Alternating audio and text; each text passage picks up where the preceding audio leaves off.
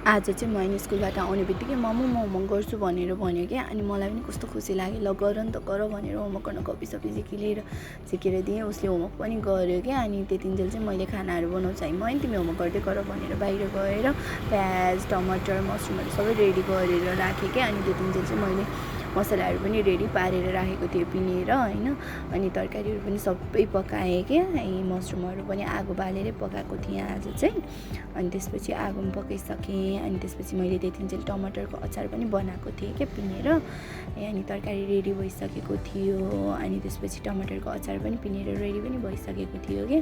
अनि त्यतिपछि चाहिँ मैले होमवर्क सिद्ध्याएर बाहिर आयो। अनि त्यसपछि मैले सानो बाबुलाई बोकेर आउँदा ऊ पनि मसँग झुमेर आयो क्या, मलाई नि बोक्नु भनेर। अनि तर म कहाँ सक्नु, त्यति हुँदै खाना खाने बेला भइसकेको थियो। मैले चाहिँ मम्मी बुवालाई खाना दिएँ, किनभने मम्मी बुवाले खाइसकेपछि बल्ल हामीले खाना पाउँछ क्या, सानो बाबुलाई हेरिदिनुहुन्छ नि त। अनि मम्मीले खाना खाँदै गर्नुभएको थियो, अनि कस्तो छ भनेर सोधेँ, अनि मिठो छ भन्नुभयो। अनि खानासाना खाइसकेपछि बाबुहरूलाई सुताएँ मैले चाहिँ होइन। अनि बाबुहरूलाई चाहिँ आज लुगा किनेर ल्याइदिएको थिएँ क्या मैले, दुवैजनालाई डुइनी जस्तो देखिरहेको थियो हेर्नु न। अनि बाबुहरूलाई सुताएपछि म पनि आफू सुतेँ। आजको दिन यसरी नै बित्यो मेरो।